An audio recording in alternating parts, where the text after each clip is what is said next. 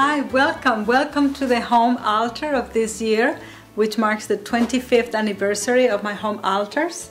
Come in. This is where you're gonna find lots of colors and bread and candy and a place to honor loved ones and ancestors. Here in front of the altar that I set up every year for the last 25 years, you will find pictures and names of loved ones, my family, my friends, and also other people who have brought items to honor their loved ones, as part of this altar. Because I work in clay, I have a tendency to make many items.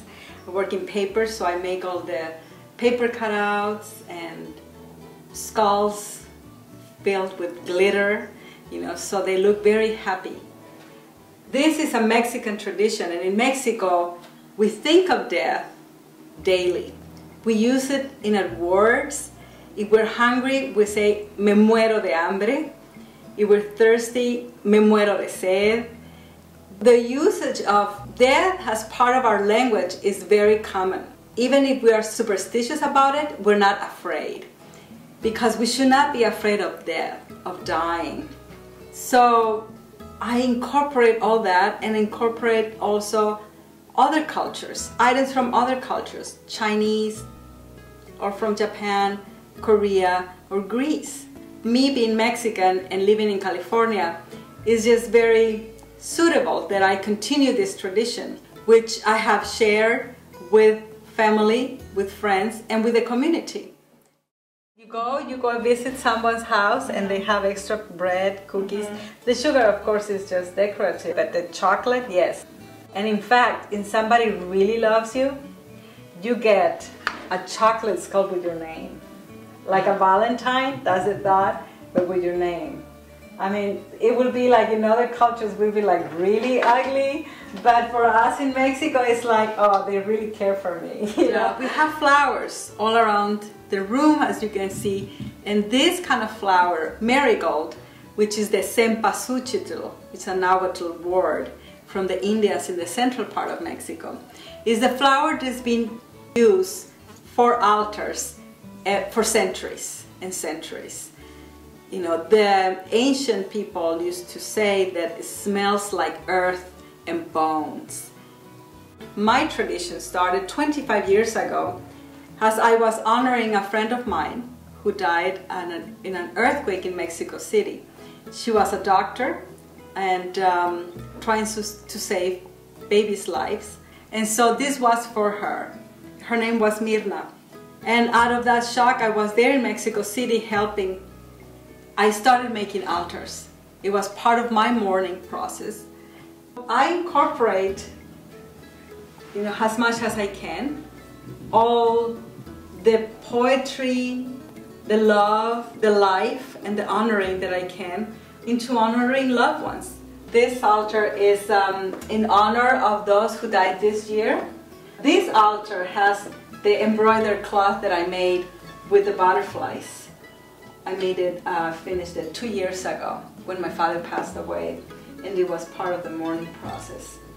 This other altar is made by a friend, Sati, to honor her family, her loved ones. And I'm just so happy that people have been participating and bringing their items to my home altar, because it becomes this community effort.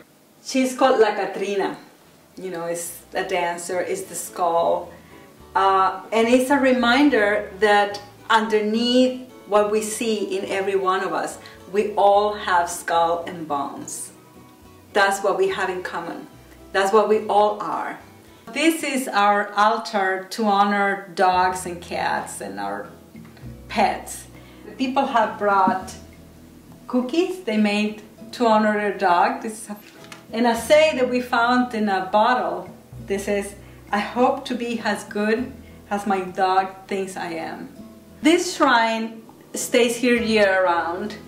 This is my mom, and she's part of my family. These are flowers that my mom made out of bread. You can believe that. They look like porcelain, but it's out of bread. While this shrine stays here year-round, the Day of the Dead altar is here only for 1 week.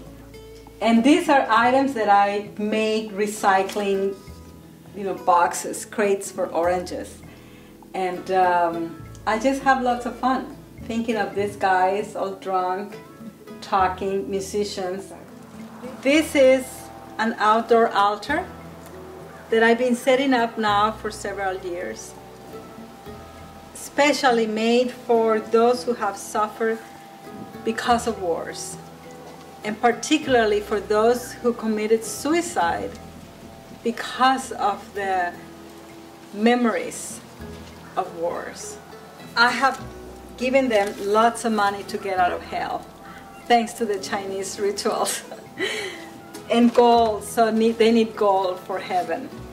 There is an area here where I have put all those broken crosses as a symbol of their broken bodies and souls. This is the altar for the lonely souls. In the Yucatan area of Mexico, they start setting up altars around October 26th, and they say the first one to set up is the outdoor altar for the lonely souls, those that have no one to think of them. So this is where I start. I like to think that if the spirits come and visit once a year, they would like to be part of this. They would like to come and have fun and hang out here. And then when they part, they are happy. They're happy they came to this party, this event that I made for them to honor our Day of the Dead, nuestros días de los muertos.